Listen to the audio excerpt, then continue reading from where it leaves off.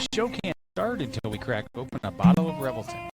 Whether it's their crisp, clean vodka, the bold spice of their rye whiskey, the rich smoothness of bourbon, or the original honey whiskey that started it all, every pour is a taste of craft and passion straight from the heart of Iowa. So pour yourself a drink, ready to relax, laugh, and enjoy the show.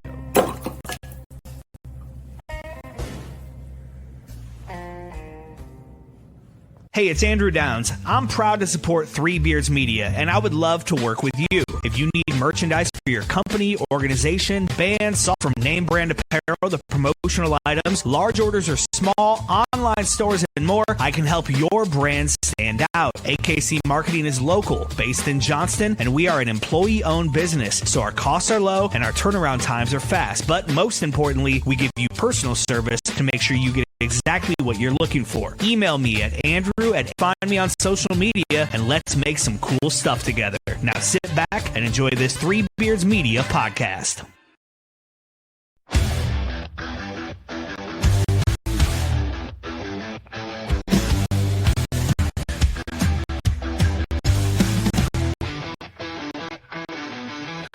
I feel the rumble, hear the battle cry. Out in Ames where the storms ignite, we don't back down, we rise and fight. Jack Trice, his name, yeah, it echoes strong. A story of honor still marches on. Through the rain, through the pain, through the fire we roar. 'Cause we were built to thrive in the eye of the storm. Feel the ground shake, hear the crowd roar. Cyclone power, can't take no more. Legends stand tall in the eye of the storm. There's a cyclone blowing on the outskirts tonight. Jack Trice shakes when the team takes flight. Milton's rocking, hear the magic call. We rise together, we'll never fall. Feel the magic you can't deny. Marcus Bars are taking off straight to the sky. Brick, big play, Kirby making history. When the moment gets tough, that's the cyclone way. Through the trenches, through the lane, through the heat, through the rain. When the storm comes rolling, we embrace the fight. 'Cause the cyclones strike when the time is right. All right, welcome back to In the Side of the Storm, where we talk all things Cyclones. We are live from the AKC Marketing Studio with Andrew Downs and sponsored by Revelton Distilling Company out of Osceola, Iowa. I'm Dave Larson here with well, actually, I'm not here with my Cyclone Vintage, Mr. Vintage and Mr. Legend, Brent Curvey and Marcus Pfizer. They had some other conflicts tonight that they're not able to attend, so did a pivot here and wanted to bring someone on that we've talked a little bit about. I brought him up several different times. Dear friend of mine, went to college together and is from Eastern Iowa and ended up going to Iowa State, getting a degree, and has since transplanted himself to China. So we affectionately call him China Chad. China Chad, how are you tonight? I'm doing well this morning for me. That's right. And what time is it? So we're coming on here just about 7 o'clock Central Time in the States. What about you there in China?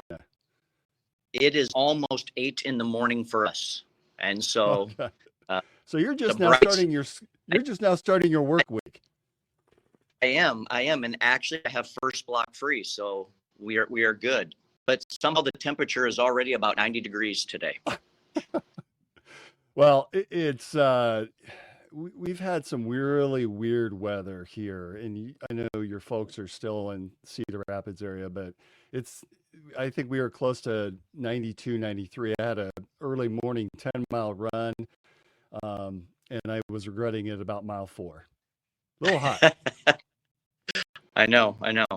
I've been hearing about that, and my family, is still there, and my nephew played in an arch rival football game this past weekend, so they lost, but I want to get to talking about the game, but first, China Chad, let's kind of talk through, how did you end up in China? For those audience members that are sitting at home wondering, why am I paying attention to this guy? Where's Marcus? Where's Brent?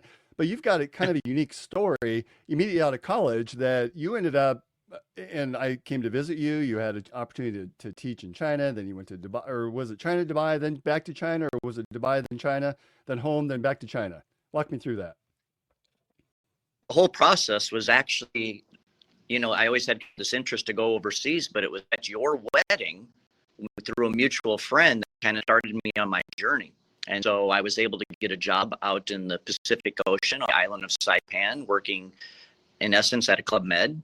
And that once how easy it is to travel, and you always think it's difficult, and it's really not. And so there it kind of started me on my journey, and I started looking at international schools. And I taught in Colorado for a couple of years. I did teach in Iowa for a couple of years, but I have spent most of my career overseas. So I was in South America first, in Venezuela.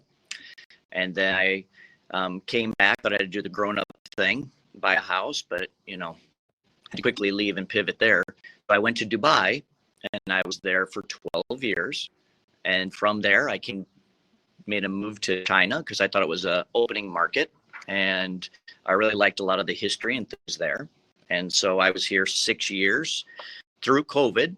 And so even during COVID, it was, all the stuff that's going around the world. We felt extremely safe here. Everything kind of almost went back to normal, except we could leave the country. And so getting back into the country was very difficult. So we stayed here with my family through 3 years of COVID. And we came back to America for 2 years and just missed the international lifestyle. So we started looking again at other schools, and we were looking all over the world at different opportunities. But our old director reached out to us and said, "We really want you here." Kind of made us an offer we couldn't refuse, I guess you say. So we really, really enjoy Hangzhou, China. It's a beautiful area, and we're very happy with our decision. Well, that's one of the things I've always admired about you. And, when I was working for a different organization, had a chance to travel internationally. It really is great experience. And especially for you having younger children, to be able to show them different cultures, give Yep. them different experiences. And I know you've been back and you continue to cheer on the Cyclones from China. How does that work out with all the time differences and scheduling of games? We've had games as early as 11 o'clock, obviously the Cyhawk game. We played games at 7, 8 o'clock at night. Remember last year, we had some really late games for us, but that probably worked out exceptionally well for you. Yeah, I will say that it does interrupt my sleep schedule quite a bit.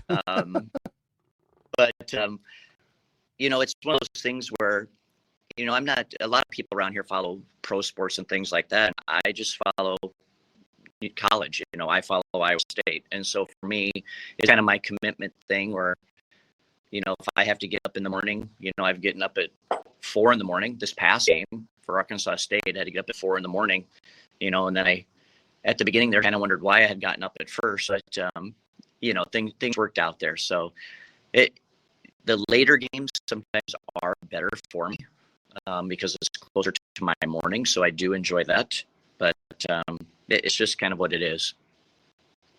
So the 11 a.m. kickoffs are probably absolutely brutal for you. They are a little tough. They are a little tough. So we've obviously been in contact. You watched that Iowa game, right? Did you watch the live version of it, or were you watching it on delay? I did. There was a slight delay with what was going on, but I'd watch it live. Okay. So here's an image. You probably remember this infamous game, but 4 friends all somehow made it down. We're a little bit heavier there. At least one of us was. Ended up going down to that Kansas City game against Florida State, back in 2000, well, I guess it's on the picture there. It's 2002. What do you remember of that particular trip? Obviously, that was the infamous Seneca was in game, right? The Eddie Robinson kickoff classic. We all debated on it, and I remember vividly how much that Arrowhead Stadium was shaking in those last minutes of that game on that drive as Iowa State was driving down and had ultimately scored. The referees disagreed, but we all know Seneca had scored. What do you remember about that game? I mean, I'd agree. And one of my memories is just how close everything was.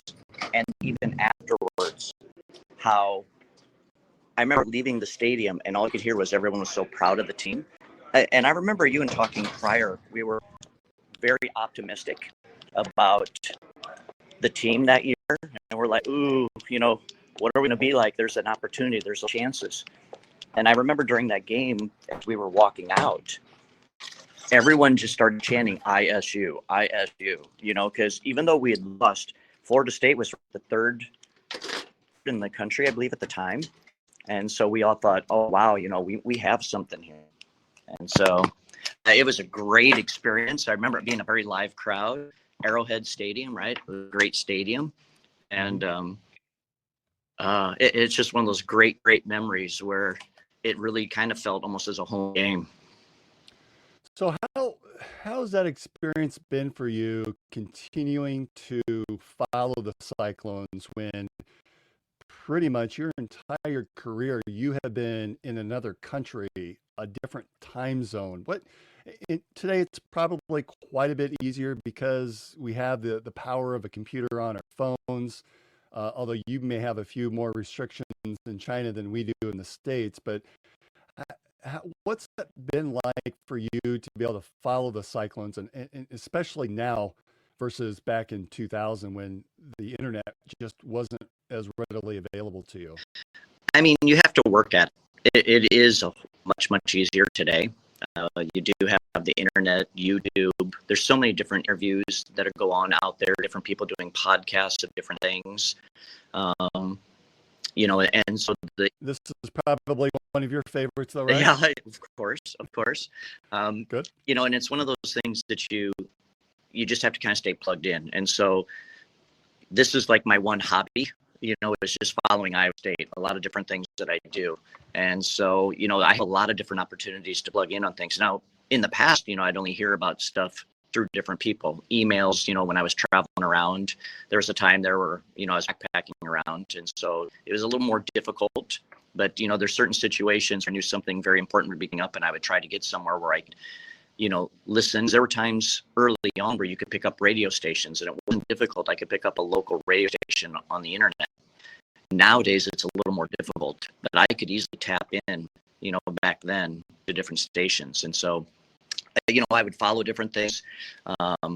Cyclone TV, there was, I was doing that for a while, watching different games, and you kind of have to make peace certain things that you're not going to be able to content on. But today it is a lot easier.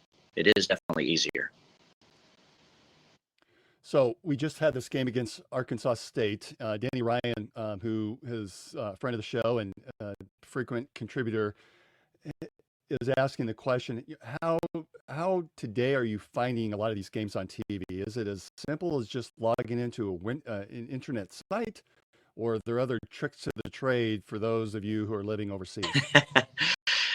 We do have that. There are opportunities here. You can get some of the cable networks and things that we have. We can get all cable games, all NFL games.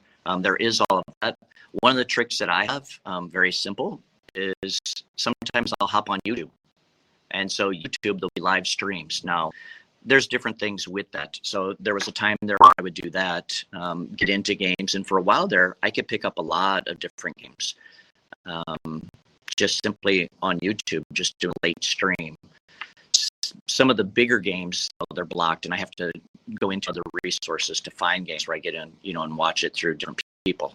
But it can be, it's not that difficult. Okay. One of the things that you and I debate on quite a bit is the use of the flag. And before we start talking Arkansas State, I just want to toss it up there. So I work at a very prominent business that is full of Iowa fans. Yeah. And I could not resist hanging this up outside my office, hung it up all week, and no one came to see me. It was very quiet from a lot of my friends last week as well, or 2 weeks ago. Not a lot of chatter going back and forth.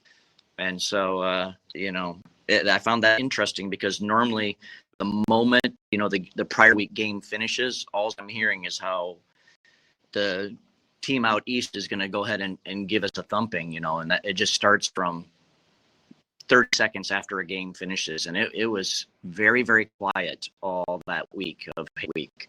And so I found that a little interesting, and I still haven't heard anything from some of them. and I'm just kind of letting it be quiet here, and then I'll start to remind them when I come back. You know, I might send them some postcards and things with the score. So I have But that. it's Go ahead. Oh, I was going to say, but having said that, I have teachers from all over the United States, that are here, and they have different fans. I have one teacher who's a big Miami fan. We have another one that's in Oklahoma State. My assistant director, he actually went to school, his undergrad at Oklahoma State, and then his graduate work at Arizona State.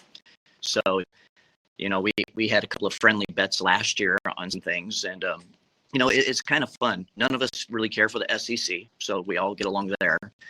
And I'm slowly recruiting people over to the Iowa State side. So anyone that's not a big fan or have a college team is slowly over the years here has started to converge a little bit to Iowa State. And I think this, I suppose I'm getting off topic a little bit. Our school, we're very blessed, like during Thanksgiving, our school put on a very large meal. We get like 8 turkeys, and so they provide everything. So we have PD through the morning, and the whole afternoon is set aside for all the staff to get together, and we have a great big meal. And so for a lot of staff, they're not American, so this is a different custom. But every year that I have been here, we've played Iowa State football games on TVs. And so my head director right now is kind of a secret Iowa State fan. I have different teams that are all about Iowa State. Last year, we had a couple of new teachers that were big Texas fans.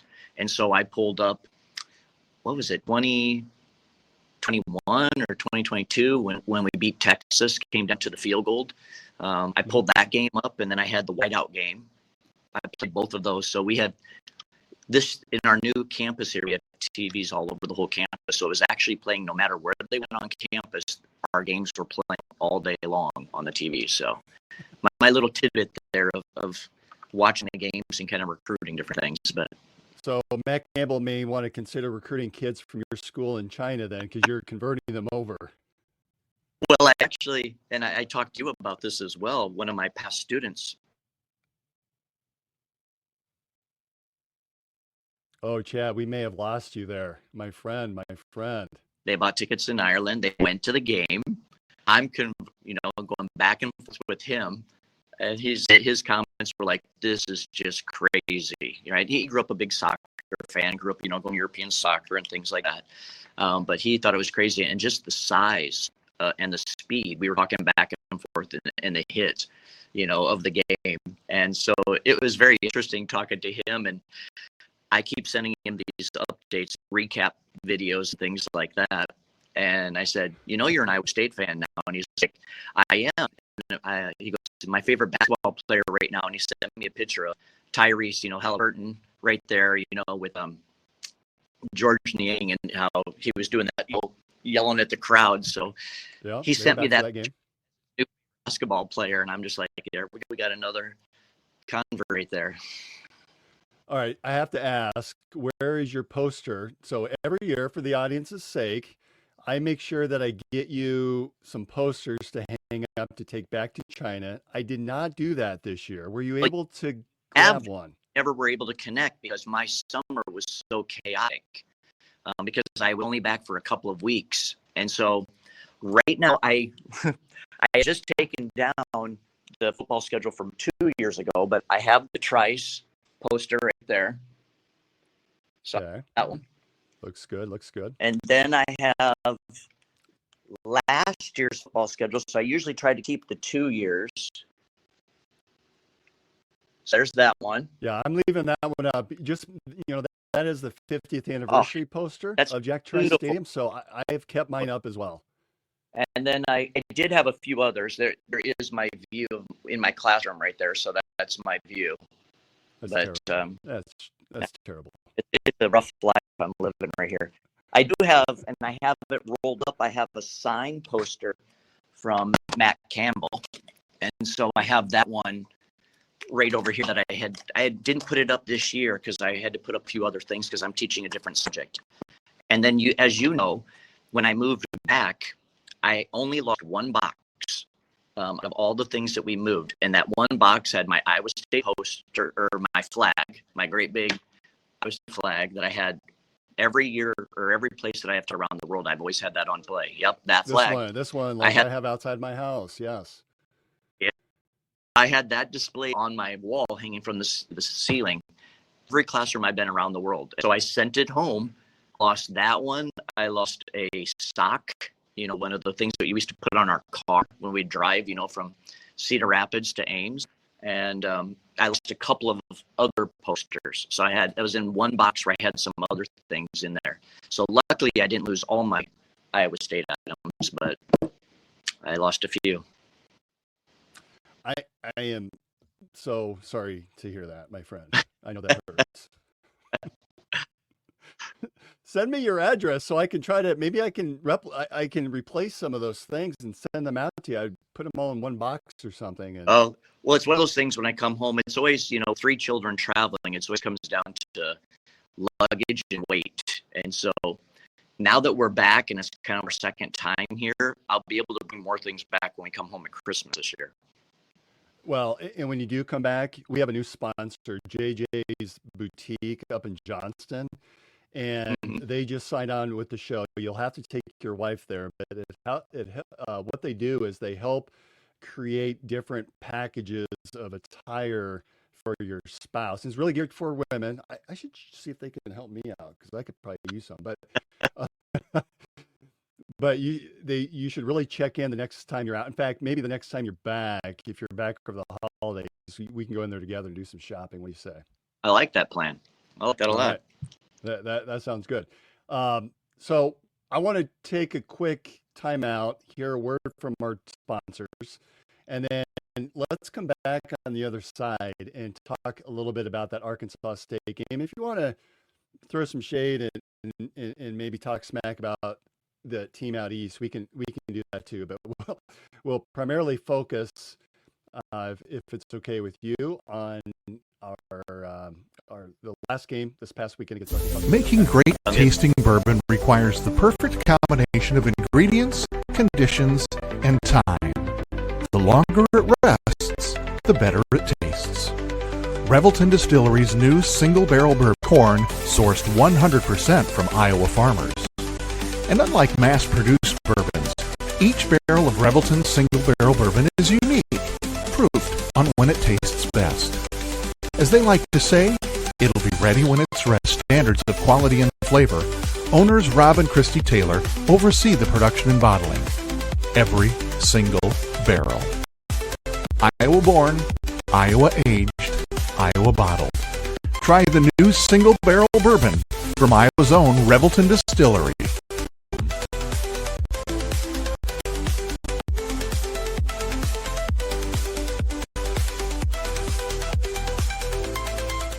Gentlemen, let's be honest. Finding the perfect gift for your wife or girlfriend isn't always easy. You want something thoughtful, stylish, and unique. Styled by JJ Boutique. Julia Bradshaw and her team strive to be your go-to boutique for casual, boho, and chic clothing and accessories, helping women elevate their style one piece at a time. Located right here in Johnston, trendy, high-quality fashion that boosts confidence without breaking the bank. So, if you're looking for a gift that says, I get you, instead of I tried, head to Styled by JJ Boutique. Because nothing makes her smile like feeling beautiful. Styled by JJ Boutique, where style meets confidence. Visit our Johnston location or shopboutique.com. All right, we're back to In the Side of the Storm, and our guest tonight is China Chad.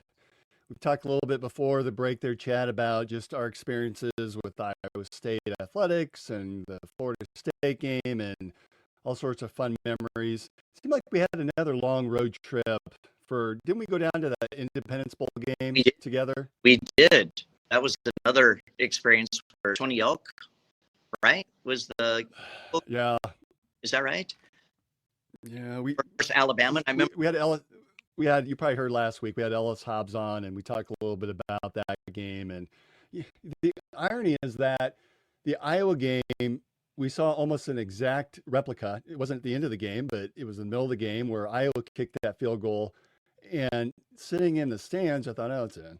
But then I've been trying to rewatch these games. I did not rewatch this Arkansas State for obvious reasons, but I went back and watched that Iowa game, and that kick was exceptionally questionable, but it was very close to what we saw down there against Alabama in that Independence Bowl game with Tony Yelkin. I tell you what, if they count that game, they count that score, we win that game, that just sets probably a different trajectory for Coach Campbell or for Coach McCarney. Yep. And the Iowa State program, to be able to beat a team like a prominent team like Alabama, that's that's considered one of the blue bloods. Which I don't know. Have you seen the AP Top 25 for this I week? haven't yet. I haven't looked at it yet. Did we drop or did? Well, no, we actually went up, so we are sitting at 12th. I wondered if we would, because you had Notre Dame lose, and you had Georgia Tech beat Clemson. So Clemson has 2 losses. I mean, so you have a few ahead of us. I'm trying to remember off the top of my head who else. So we've got, and I'm going to list the top 12 because that's all that we need for this exercise. Ohio State, Penn State, LSU, Miami, Georgia at 5, Oregon, Florida State, Texas, Illinois, Texas A&M, Oklahoma, and then at number 12, Iowa State. All blue bloods. Yeah.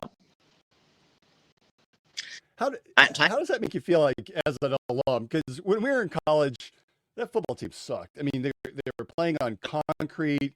The wind tunnel would blow through there. Yeah. The student section was way up at the upper deck on the east side, so you would just bake in the sun. It was horrible, and yet we went every game and had a ton of fun. Probably got in for free. I honestly don't remember how I got in, but to be able to see the stadium experience today compared with the early 90s, it's one so thing. different. Yeah, it's amazing to me too. You look back, had certain people with a vision, and you really have to give Pollard credit for this because he has been there for a very long period.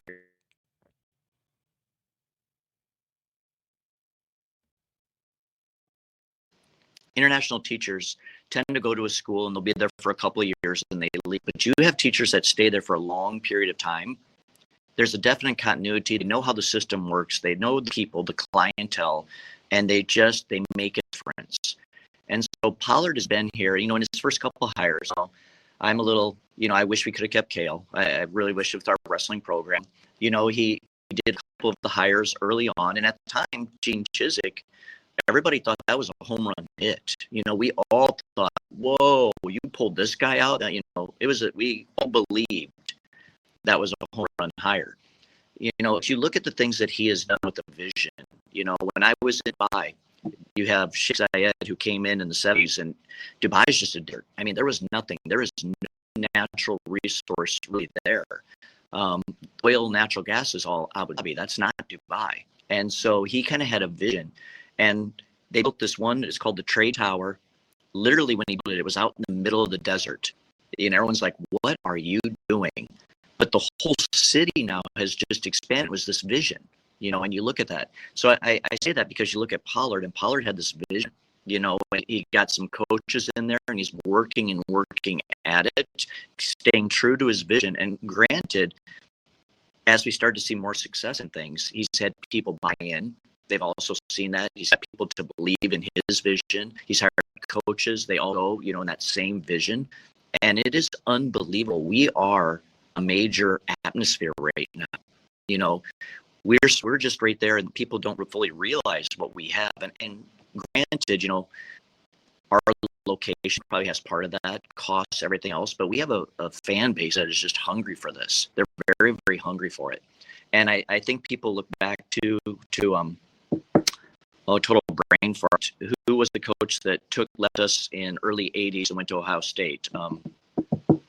Earl Bruce. Earl Bruce. You know, you look at that time, we had all of the momentum going, you know, and Earl Bruce, you know, as the story goes, he regretted always taking, I shouldn't say regretted taking Ohio State, but he really kind of looked back saying, you know, I had a really good time at Iowa State and maybe I should have stayed there.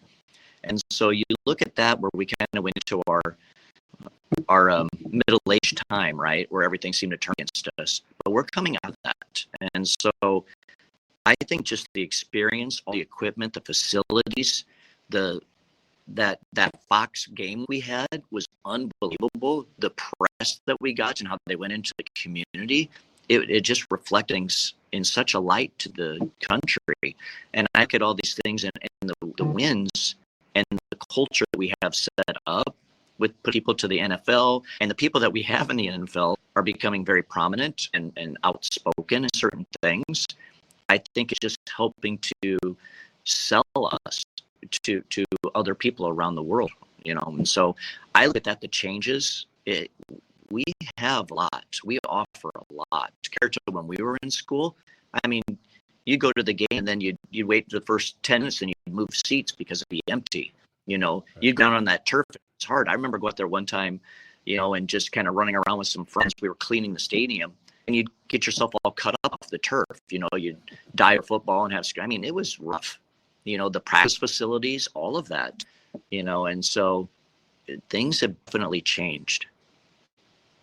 Well, and we've had Jamie Pollard on this show, on this program, and I just gush about him because you're right. He has done so much for Iowa State, for the Ames community. Yeah, he's pissing people off, and yeah, he won't allow beer, but you cannot deny what he has put into place for this university and the resources that he's been able to come up with of really a shoestring budget in comparison to some of the other schools that are out there. You're right. It's exceptional. It's remarkable. And another thing I want to add too, and we talked a little bit about this a couple of weeks ago with guys like Stevie Johnson and Ellis Hobbs, that these players that they've also laid a groundwork. And the two guys that normally are on this show, Marcus Pfizer and Brent Curvey, you know, they really put their heart and soul into this program, into the university, and they really laid, you know, part of that foundation that Coach Campbell and Coach Rhodes before that, and obviously Coach McCarney have been able to put into place. And we're just seeing success across all of our sports, from football to men's basketball to women's basketball. And, you know, Coach Fennelly's been there for 30 years now. I know cross country has always been really good. Yeah. I was going to say, you know, our women's basketball program, I remember they were trying to get different people just to come out and try out for the team. They were losing players. You know, I remember someone we knew that kind of went as a manager, and then they ended up playing the game. And then he came in, and just the change. It's very much, and anyone that's coached, you know how hard it is to turn a culture. You get that losing mentality. You'll be up and you're excited, and the minute something starts to go against you, you're like, oh, here we go again. It is tough to change the culture. And those, just like you said, those people that came in with the belief system they had, and we are going to get through this. It's made drastic changes.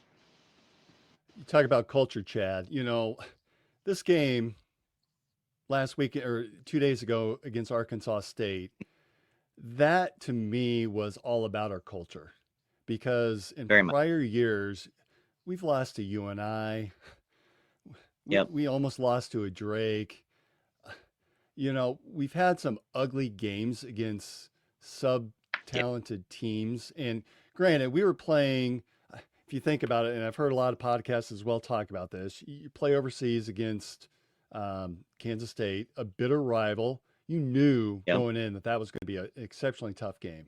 You have to fly all the way out there, fly all the way back. Boom. You have to play against a good FCS school in South Dakota. I know it's a different school, but we came out and really played really well that game.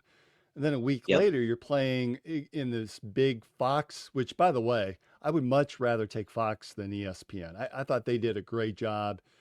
To your Absolutely. point, that the between social media and getting out in the community, and just they didn't rely on, oh, we're a bunch of farmers. That's sort of this thing that comes up that ESPN likes to throw out there for anytime we're on Big Monday. It's all about the corn.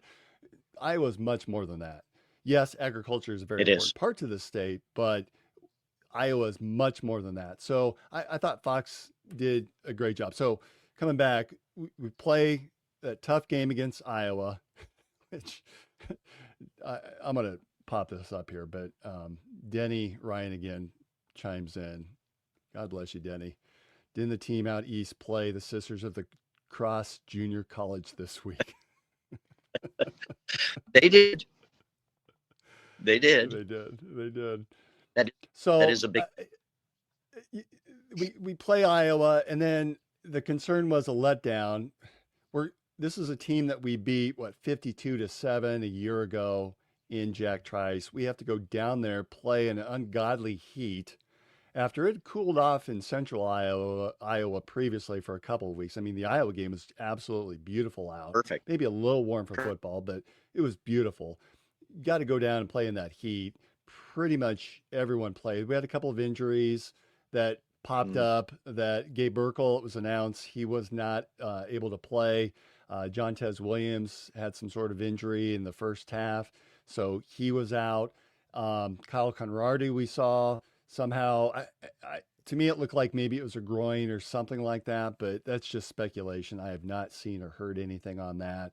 So there were some injuries that we were fighting against, and it was a dogfight. You look at that end of that first half, we go down. We haven't been behind any team all season, and then all of a sudden we're down to a team that we beat last year 52-7, and threatening to go into halftime where Arkansas State was going to get the ball back. And what's Rocco do? Rocco starts cooking, right? Throws that touchdown pass, and we're back up and feeling a little bit better. Not great, but it sort of had you feel like, okay, we're going to be okay. We've turned the switch. I don't know that we necessarily did completely, but you talk about culture. To me, that game this weekend, that was about culture. That was about, hey, we're going to jump on Rocco's back. We're going to jump on Hanson and Abu Sama's back in that second half and just pound away. We're going to find a way to win. Yep. I totally agree. I look at all these different games that we've been going on, and like you said, we haven't really been behind. Traveling, the logistics behind that, you kind of sometimes forget these guys are students as well. So they're going to school beside football. When I'm traveling and jumping around,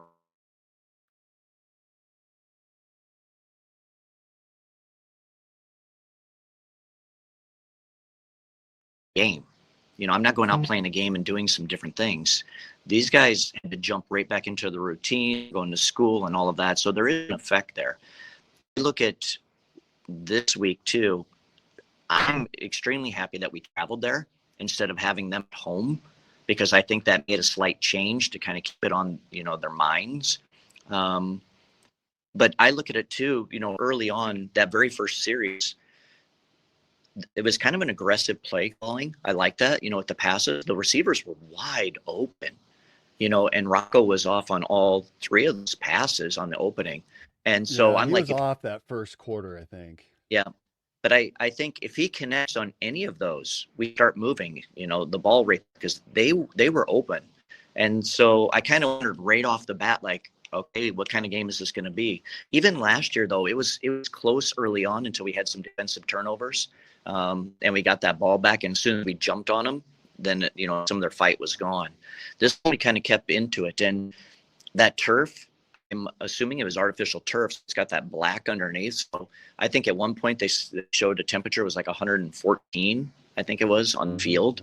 And when you're out there playing, in Dubai, I've been in extreme heat here where I'm at in Hangzhou. It gets really hot. And when we do out, I've been on these artificial turfs with that black underneath. It gets warm and it feels like there's no air movement or anything. So what I saw in the game is, we took a couple of shots. If we connected, we're probably having a different conversation on a few different things. But it seemed like also we were subbing a lot of different guys in. It looked like there was a lot of different players playing. And so I really like that strategy too early on in the season. As many guys as we can get in for limited snaps, but you're getting them in. I like that because injuries are going to happen. The season's long. There's going to be different things. And if we can get them, some game experience here and there, especially in this situation, they're under some pressure. But having that sub, trying to keep guys somewhat fresh. But you saw too, like I'll say that switch flip, like they scored and all of a sudden there was that sense of urgency with us, right? It was almost the half.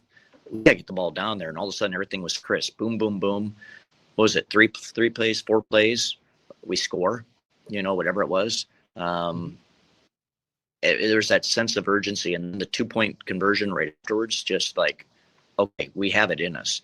So I think mentally, you're talking a couple of tough games that were going on, and then the travel down there. I think this bye week is coming at a great time. These guys really need to kind of fix their bodies a little bit and recover. That heat, I definitely plays a part in it. It for sure plays a part in it when it's that artificial turf. But I look at these different things, the culture, you're very right. A few things don't go your way, and what happens? People get frustrated, right? But guys kept the course. They kept at it. Let's go back to our run game. Let's do this. Let's do that. How about our defense? That quarterback, man, did he make some great plays? Like defense, we have them all kind of bottled up. It's 3rd and 8, 3rd and 9, and all of a sudden he does these scrambles or he does this or that. And our linebackers have looked really fast. I would say this is the first game we didn't look as fast as some of the other games. Some of the other games, it just we pop right off the screen to lift our speed. This one didn't seem like we looked quite as fast. Maybe there's other things that were in that. But I'm happy we're 4-0. We're 4-0. That's all at the end. Well, and Rayner looked like, I think, what we expected to see out of Avery Johnson in Kansas State. And this kid looked every game. Coach Campbell talks about, well, that's probably the best defense we may see all year. I'm really worried about them. And then we come out and win big, or, this is going to be the best quarterback that we'll probably see all season. And a lot of people were laughing at Campbell, saying, you say that about every game. You're trying to not let your team get complacent. But Rayner, he may have been the best quarterback that we see all season. He was definitely good. And the receiver they had, I forget his name, something Junior. He seemed to be fairly legit, making some big plays for them. When you keep a team like that in it, they believe. That's one of the reasons I love college football, is that you give guys a belief system and they're going to latch onto it and keep going. And he was fighting. I mean, he was definitely doing a lot of things for them, keeping them in that game. And so, credit to them. They didn't give up. They didn't fold. They kept at it. But I think the resolve that we had as well is definitely something that will continue to build for us. We're in all of these close games. This is another one score game. How many of those have we had this year? 3, right? Too many. So, but in any of them, there was times where you were kind of getting nervous. But it's gotta build for the team. We find a way. We're gonna win. And we've all been a part of a team too, where it kind of comes on that crunch time. You're doing something. You're like, okay, let's get it done. We're gonna take care of business, and you do it. And so it continues to add to that belief system. It continues to build the culture. Here's something else the coach can point back to and say, remember this, remember that. We've been in this before. What are you gonna do? Take care of your assignments. Take care of what you need to do. No one has to win this game individually for us. We're going to do it as a team. And so they all step up. You do your assignment, Let's get this. And so it just continues to add to that. And what I love is, he keeps playing his younger players as well. He's instilling this culture for years to come. And so I'm excited where the program's going. I'm really excited about that. I'm worried about NIL a little bit, but you also have the players that they've chosen to stay. And so there's a lot to be said with that. and I think the coaches talk about that. And granted, a lot of the players we get are a certain type of player. The coaches have talked about that. Someone that loves football, someone that loves basketball, someone that loves, volleyball, cross country running, wrestling, and all of these things. And so they talk about this when they're recruiting, but it's that buy-in. Just again, the university offers so much to these players, and if they can get past some of the initial upfront dollar signs and just understand the full picture, there's a lot of benefit. How much fun is it for you to sit back as a fan, as an alum, to see someone so aggressive like Taylor Mauser is as offensive coordinator, to go out there? You could almost predict it. He came out with that immediate long throw, that first attempt from Rocco, that I thought, if that hit, game's over right then. Because if you're Arkansas State, you're going, no way, not again. And he follows it up with another, great pass. I love it. I really, really love it. I love, you're gonna win. A lot of times you say the aggressor wins, and they tried to be aggressive at first. I love that. Take your chances. At the same point, when it wasn't quite there, what did they do? They went back to their run game. They went back to certain things. Let's field position a little bit. Let's do that. And so the adjustments that they make. But I absolutely love the fact that we go out there and have these dynamic offense. They'll run some plays and you're like, oh, look at that, and it's exciting, right? It's exciting football. It caters all the uniform changes, right? It's exciting. So it's easy for me to talk about Iowa State internationally and to different people. I bring up, and I can bring up different games because I'm always bringing up different things. And it's always like we have different uniforms or different situations. We're on this media outlet or that media outlet. And it is exciting times. But you bring up some interesting points that I try to ask of any of the guests that are on. And because you're a lot older than I am, what's your favorite uniform combination? I mean, I got to say, I really like the Cyclone script that it's been added this year with the light gold outline on it. And I think the uniform combination is just phenomenal. I'm one of those that I appreciate the blacks and the whites. I know there's a lot of alum that hate it with just a passion. I'm also a fan of Cyanado. I want that back. I know it's not coming back, but I really like it. Change out the tertiary blue with a dark gray or a black. I think that's been our best logo ever. I've been forced to adopt the iState, but I like the color scheme that came in with the iState. The more of the darker red or darker cardinal and gold versus the bright yellow. But it feels like this combination is perfect.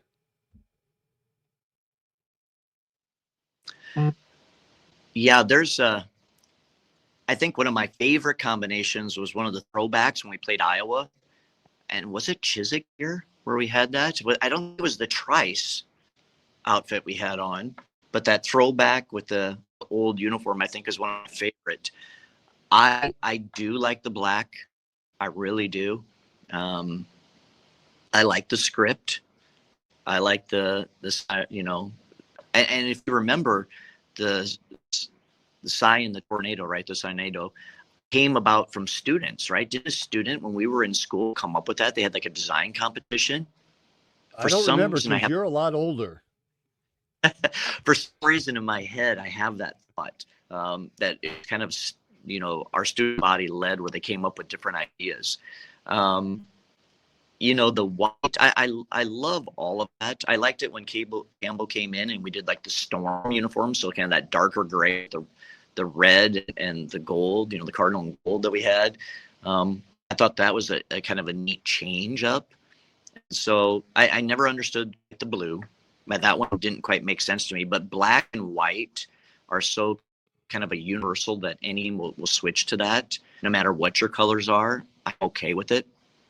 And I like it. Part of it too is what makes the players happy. I get that. I really, really get that. And And the having coaches, coached, right?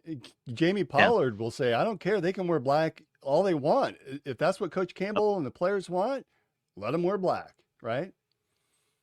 and I agree, because if the players are happy and they're feeling good about themselves, it's going to be reflected. So I look at all of that, that now, what was it? The independence, not the independence, another total brain fart where we're all red, the total red. And we had Inside.com, we did. yes, I still am a little partial to that. Just because probably our first bowl win, and things like that. But Billups, running down the sideline, all that. But I still kind of like that. But I definitely like some of the combinations that we're doing today. I love the mix-up. I love how games are all different. So we are 4-0 for the second time in well, it's consecutive years, and I think this is 4-0 for the third time in our football team's history. So what Campbell has done with the program is it's exceptional. Again, last year we ended up 11-3 going to the Big 12 title game against Arizona State. We know how that turned out. It ended up coming back and playing against the Heisman Trophy winner, Cam Ward, and beat Miami in the Pop-Tarts Bowl game, which was a ton of fun to watch. It just feels like we're in such special times right now that we really should be watching and paying attention, because this feels like either we're in the middle of something exceptional, or we're just on the precipice, and you want to be a part of the wave, right? You want to start riding that wave in, because it feels like this team in particular, last weekend against Arkansas State was a tough game. And I really wish we'd gone out and blown them out by 5 touchdowns. I'm a little jealous of that team out east. But again, like Denny said, it was the Sisters of the Cross Junior College. But it feels like this coaching staff has a bigger vision in mind. And it's more than just appearances in the Big 12 title game. I think there is a legitimate I think they feel like they can take Iowa State to a national title. What do you think about that? I believe that they do have a vision, and we've talked a little bit about that. Very much a vision. And Golich, there was an interview that was out recently of him talking about when him and Campbell came to Iowa State. I'm glad you heard that as well. So if you could tee that up a little bit. I think that interview was over the summer with Alex Golich, who's now the head coach of South Florida, who came out with 2 upsets in their first 2 games, lost last night against Miami. Correct. And he talks about Campbell came in and said, we're going to win a national title here. And so, it's Golich is like, what are you talking about? This is Iowa State. We're not winning a national title. And Coach Campbell said, we're going to win a national title here. And you think about when he came in too, the facilities and everything that we had. And I remember when he came in, he was talking about compared to just the strength of the team compared to Toledo, and how Toledo was so much stronger, physically stronger, than we were. And so just that belief system, and you have to give him credit. He has stayed true to his vision, good times, bad times. He's had chances to jump ship, but he hasn't. And I think it's very much true to him of what he wants to do, and I look at it, we have some good talent, do we have elite talent? No, but, elite talent doesn't always win. And so we have guys that believe, that play to the whistle, that play tough physical football. Anything can happen. They've been recruiting faster players. Our strength program guys are stronger. We're doing a lot of subbing. It gets later in the season. You're going to have injuries, and all that plays a very important role. And so you look at where we are. We played a Miami team that is fast, very physical. And, it kind of made me a little crazy where everyone kept saying, oh, yeah, Cam Ward's out. They were only winning by 3 at half. Only 3. And you always look at all the adjustments that we always make, Haycock and all that. Have been a second half team. And so granted, it did affect Miami, but we stayed the course, and they were still doing things. I believe that there is that opportunity. Now, Big 12 is still wide open this year. I think we definitely are going to have to play some great football to get back to that Big 12 championship. I'm so hopeful that we get over that hump and we win that championship for the first time. I'm very anxious for that, because I think what it would do for the program and the fan base, that would be a big step. That would really be something big. And the recruits they have coming in, the different ways that they're recruiting, I can see it. I can see it happening, at least the opportunity, the belief, right? In the past, we've never oh yeah, that's nice, but we're not going to get there unless everything falls our way. We're not going to get as much falling our way. He has definitely got the culture in, coaches. I think you're definitely going to see the tree, and that's one of my biggest things right now is what's going to happen after this year. If we have success that we think that we're going to have 2 years in a row, are we going to start losing some of our coaches? Mauser's got to be up there with several people right now. Got to be looking at him like, look at this guy.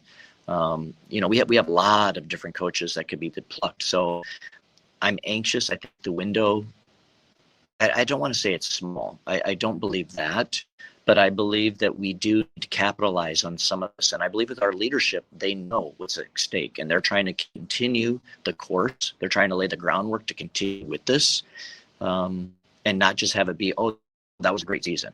We had 2 good seasons all because we had this piece or that piece, at Rocco. That's why we did it. No, we're laying the groundwork for continued success. I know you're a big recruiting guy, and you and I have had side conversations about it, and you follow it with a passion. You'll shoot me a text or an email and say, "Did you see who they just got?" And I watch, I'm intrigued by it. I'm probably more intrigued on the basketball side because I think you can see some of the skill sets and the talent, where the football side, a lot of it's so developmental. And you think of a guy like J.J. Cole. I don't remember how many stars he had after his name, 4 or 5, and I remember seeing him play a game, probably against Valley or somebody like that, and thinking, okay, that guy has some moxie to him.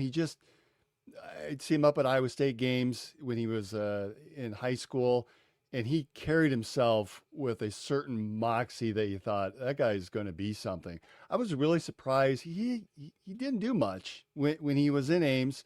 Now, granted, he came in, I think, in the same class with Rocco, but he's not playing at App State either. So maybe just the light needs to be flipped on for him. Maybe it's reading the defense. I don't know what it is. When he was with us, it seemed like he preferred to run. But when you're 6'7", you should be able to just throw the ball, not run as much. So I don't know if that's part of it, but I see your point that this coaching staff and what they've put together, from culture and the type of kids that they want to bring in. They're bringing in kids that have fire, that have a passion. You're right.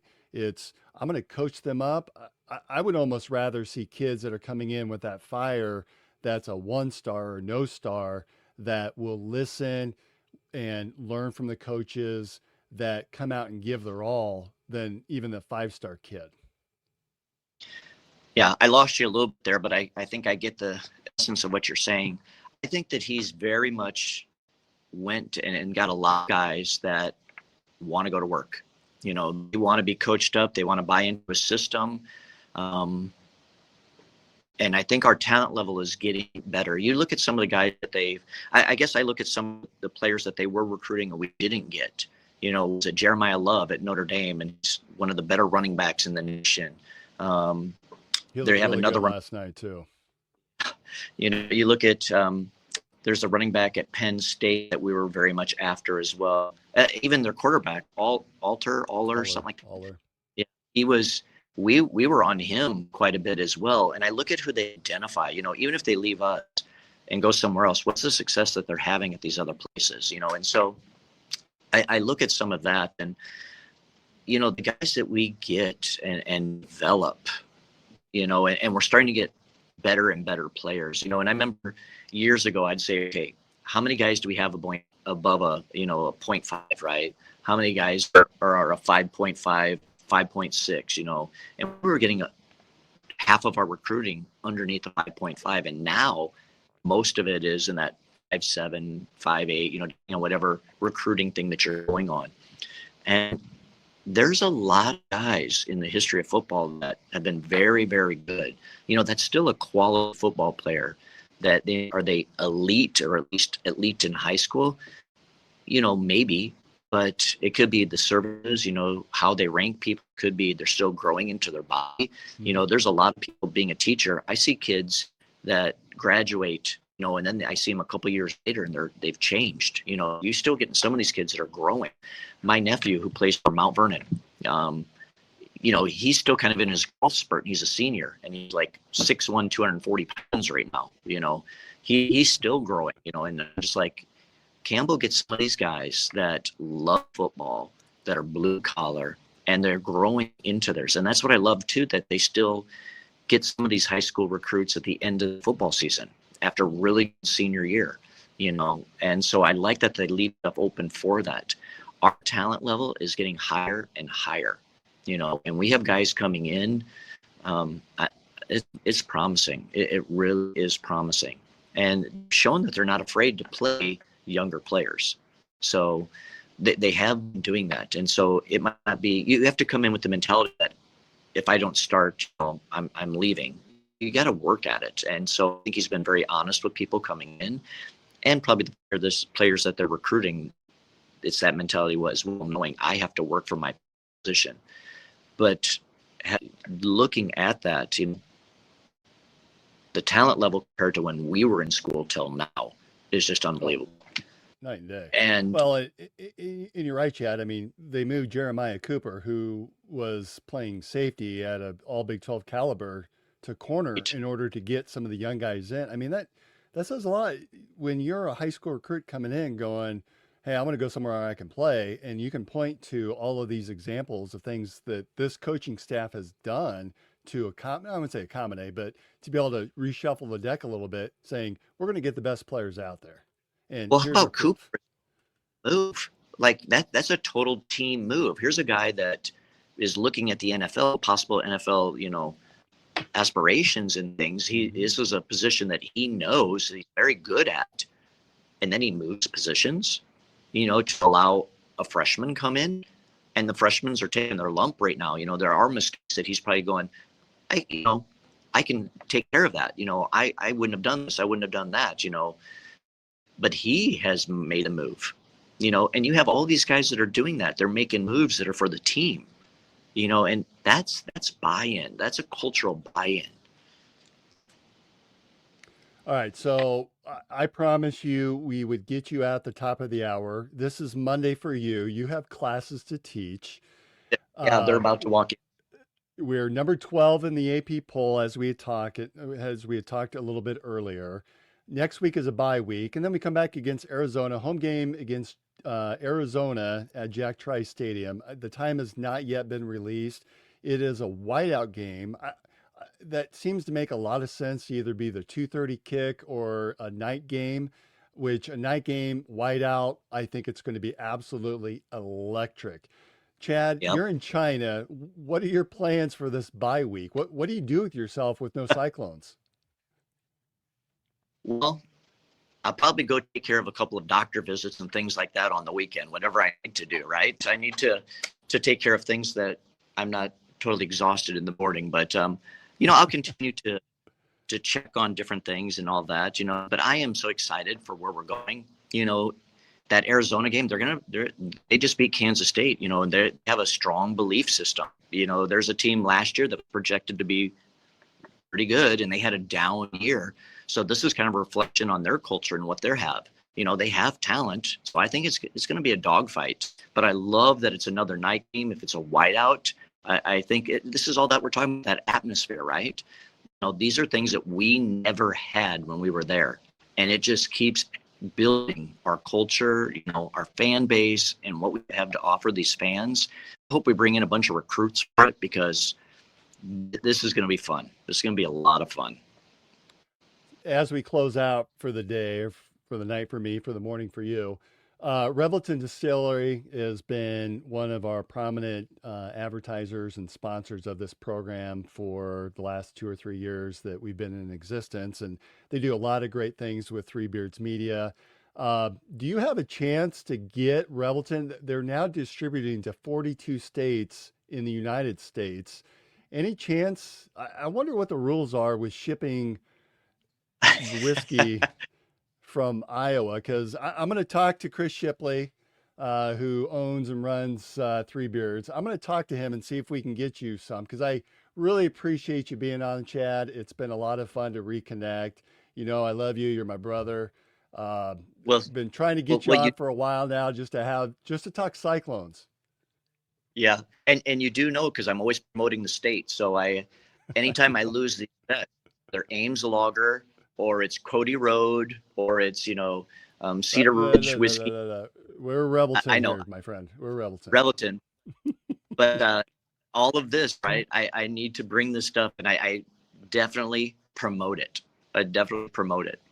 Well, I tell you what, when you come back, especially if it's over the Christmas break, we'll go out to Revelton. We're going to stop in. They've got a tasting center down in Osceola. We'll check that out. Really? Then we'll make the drive, or better yet, maybe we'll have someone Uber. Hey, my daughter is 16 now, so we can have her Uber us down to Osceola, then Uber us up to Johnston, especially if I say, honey, I'm going to buy you an outfit at JJ Boutique as we're finishing off a bottle. I like that. I like that plan a lot. All right. So that's another episode of In the Side of the Storm. We appreciate everyone for joining us tonight. I can see online all of those that have been commenting and liking the program. Chadwick, China Chad, literally from China, we appreciate you being on. Again, thank you to Revelton and to JJ Boutique and our studio sponsor, Andrew Downs and AKC Marketing Studio. That's another episode of In the Side of the Storm. Everyone have a good week, and we'll see you probably in a couple of weeks. Marcus and Brent, we may come back next week for a show to preview the upcoming Arizona game. By that time, we may have a better idea of the timing of that. So take care, everyone, and go Cyclones. Thank you.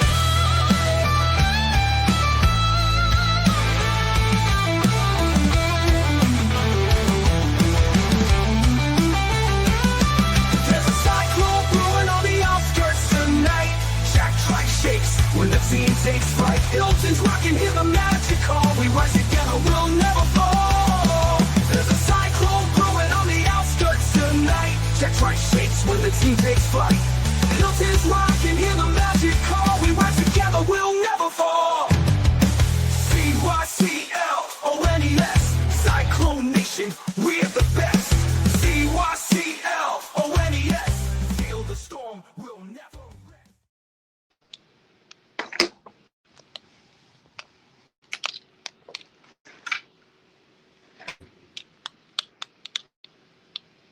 All right, I think it's closed out. Otherwise, we may be recording still. It's still showing as recording. So, Chad, I'll talk to you later. I'll give you a quick call on the phone here in a little bit, or text on the phone, all right? Sounds good.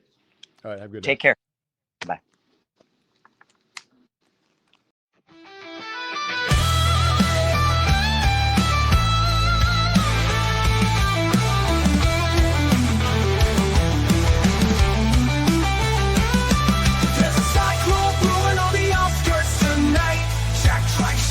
When the team takes flight, Hilton's rocking, hear the magic call. We rise together, we'll never fall. There's a cyclone brewing on the outskirts tonight. Jack Trice shakes when the team takes flight. Hilton's rocking, hear the magic call. We rise together, we'll never fall. CYCLONES, Cyclone Nation.